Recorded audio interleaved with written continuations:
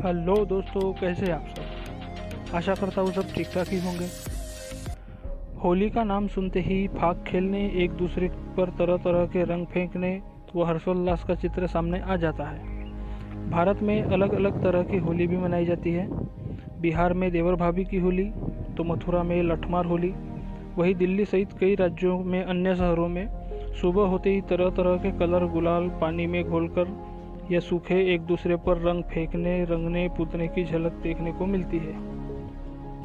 लेकिन क्या आप जानते हैं ये होली क्यों मनाई जाती है, कब से मनाई जाती है, क्या कहता है इसका इतिहास। आपने बहुत सारी कहानियाँ सुनी और सुनाई होंगी, लेकिन आज मैं आपको भारत के समस्त प्राचीन कहे जाने वाले ग्रंथों को खोलकर दिखाऊंगा क्या क्या लिखा है उनमें होली के बारे में, या कुछ लिखा भी है या नहीं। फिर आप खुद ही तय करेंगे कि होली भारतीय संस्कृति या फिर ब्राह्मणवाद द्वारा स्त्री शोषण या फिर शूद्रों के शोषण करने के लिए रचा हुआ कोई षड्यंत्र है। यूँ तो ब्राह्मण ग्रंथ पढ़कर इतिहास का पता लगा पाना बहुत ही मुश्किल है, क्योंकि ब्राह्मण ग्रंथ सिर्फ और सिर्फ कोरी गप्पे, भारतीयों को शूद्र बनाए रखने का षड्यंत्र और खुद को श्रेष्ठ बताने की गप्पे हाँकने के अलावा कुछ भी नहीं है। जहाँ पिछले 500 सालों में पूरी दुनिया के लेखक अपने सच्चे इतिहास को लिख रहे थे, वहीं ब्राह्मण भारत के कृषि प्रधान सम्यक संस्कृति को हथियाने के लिए तरह तरह की डींगे मारा करते थे। ब्राह्मणवादी वेद पुराण धर्मशास्त्र की रचना देवनागरी लिपि में लिखने के षड्यंत्र में टल्ली था। भविष्य पुराण में ब्राह्मणों ने लिखा। होलिका के विषय में प्रश्न करते हुए युधिष्ठिर कहता है, हे कृष्ण, हर गांव और शहर में फाल्गुन की पूर्णिमा के दिन उत्सव क्यों होता है? उस दिन किस देवता की पूजा होती है? कृष्ण ने कहा, सतयुग में रघु नामक एक श्रेष्ठ राजा था। एक दिन उसकी प्रजा ने उसके पास जाकर हाहाकार किया और त्राही त्राही करने लगी। लोगों ने कहा, हमारे घरों में धूणा नाम की राक्षसी दिन रात बच्चों को तंग करती है। हमने कई तरीकों से उसे भगाना चाहा, पर वो हमारा पिंड नहीं छोड़ती। प्रजा के ये शब्द सुनकर राजा ने नारद से इस विषय में चर्चा की। नारद ने कहा, हे राजन, आज पूर्णिमा है, अब सर्दी समाप्त हो गई है, सुबह से गर्मी शुरू हो जाएगी। बच्चे लकड़ी की बनी तलवारें लेकर योद्धाओं की तरह चले, विधि पूर्वक आग जलाकर रक्षोघ्न मंत्रों का उच्चारण करते हुए हवन करें, अग्नि की परिक्रमा करते हुए हंसे, गाय जिसके मुंह से जो आए उसका उच्चारण करे, अपनी अपनी भाषा में स्त्री के गुप्तांगवाची शब्दों को बोले।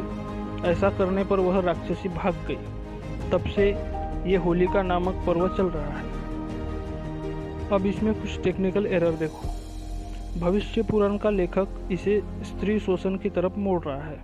अश्लील शब्दों के साथ इसमें बच्चों को भी निर्देश दिया जा रहा है कि महिला के प्राइवेट पार्ट के बारे में गाली गलौज करे, जिससे वह राक्षसी भाग जाएगी। अब आप समझ लीजिए, भारत में ये गाली गलौज की संस्कृति जो आई है, स्पेशली महिला गुप्तांगों को लेकर, यह किसकी संस्कृति है? कौन बच्चों को गाली गलौज और महिला के गुप्तांगों को गाली गलौज की शिक्षा दे रहा है? ब्राह्मण दंपति चतुर्थी, श्रावणी उपक्रम को ब्राह्मण पर्व, विजयदशमी को क्षत्रिय पर्व, दिवाली पर्व को वैश्यों का पर्व और होली को शूद्र का पर्व कहा बताता है। यहाँ ध्यान देने वाली बात यह है कि ब्राह्मण खुद को गलत नहीं बोलेगा, बल्कि भारतीयों को ही गाली गलौज देता रहेगा। पूर्वी भारत वाले इसे पूतना बताते हैं। यह पूतना की कहानी ये है कि जो काल्पनिक कृष्ण है, वह अपने बचपन में इसका दूध पीते पीते इसका सारा खून ही पी गया, जिससे वो तड़प तड़प कर मर गई। फिर उसे जला दिया गया और उस दिन से वो लोग होली मनाने लगे। वही राजपूताने वाले लोग, जहाँ पे जौहर और सती प्रथाएं देखने को मिलती थी, उन्होंने एक फर्जी कहानी हिरण्यकश्यप की बहन और उसके बेटे को आग में जिंदा जलाने से जोड़कर देखते हैं, जहाँ होलिका को जलाकर बुराई का प्रतीक और प्रहलाद को बचाकर धर्म की जीत का संदेश छोड़ दिया जाता है। जब शोषक वर्ग इस तरह की कहानी प्रचारित करता है, तो शोषित वर्ग ऐसे पाखंडवाद को सच मान लेता है। महाराष्ट्र में कोंकण के लोग भविष्य पुराण के मुताबिक ढूंढा राक्षसी वाली बातें करते हैं। जबकि दक्षिण भारत में इस त्योहार को काम दहन के रूप में बताया जाता है। कहानी जो भी हो, सब में स्त्री शोषण को ही दिया गया है। यही कारण रहा कि भारत की औरतें 19वीं सदी तक अशिक्षित रही, जब तक कि पिछड़े वर्ग से आने वाले आधुनिक भारत के महान शिल्पकारों में से एक ज्योतिबा फुले और उनकी पत्नी सावित्रीबाई फुले शिक्षित न हो गई। अगर आप तमाम ब्राह्मण ग्रंथों को खोल के देखेंगे तो आप पाएंगे कि किसानों की नई फसल आने के इस हर्षोल्लास को ही ब्राह्मणों ने अपने रोजगार के लिए अपने काल्पनिक कथा कहानियों को इससे घुसेड़ा है। दरअसल भारत में रब्बी और खरीफ की फसलें मार्च और अक्टूबर नवंबर के महीने में आती है। रब्बी की फसल पे किसानों द्वारा मनाई गई हर्षोल्लास को इनने होली में कन्वर्ट कर दिया और अक्टूबर नवंबर में जो खरीफ की फसलें हैं उसके हर्षोल्लास को इनने दिवाली के रूप में कब्जा लिया। यह बातें थी कहीं न कहीं धर्म ग्रंथों से निकल आती है। ब्राह्मणों की इसमें चालाकी देखिए। लोग तो खुद भी पूजा कर लेते, लेकिन इससे ब्राह्मणवाद को क्या फायदा होता? उनके बाबा दादाओं से चले आ रहे रोजगार का क्या होता?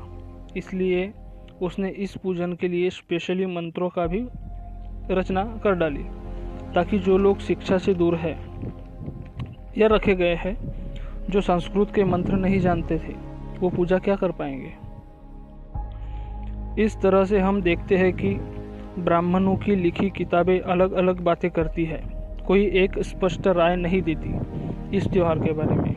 लेकिन इनके धर्म ग्रंथों में कहीं भी रंग गुलाल खेलने का वर्णन नहीं है। और होली तो वैसे भी अगर आप 200 साल पहले जाएं तो इसके रंग गुलाल खेलने का कोई प्रमाण नहीं मिलता। यहाँ तक कि भारत के जितने भी शिलालेख मिलते हैं उत्खनन से जो प्रमाण मिलते हैं, उनमें कहीं भी इस तरह की रंग खेलना या होली मनाने का वर्णन नहीं मिलता। शिलालेखों के आधार पर ही प्राचीन इतिहास को जाना जा सकता है। अगर आपको ये मेरा वीडियो पसंद आया हो तो लाइक, शेयर और सब्सक्राइब करें। Thank you.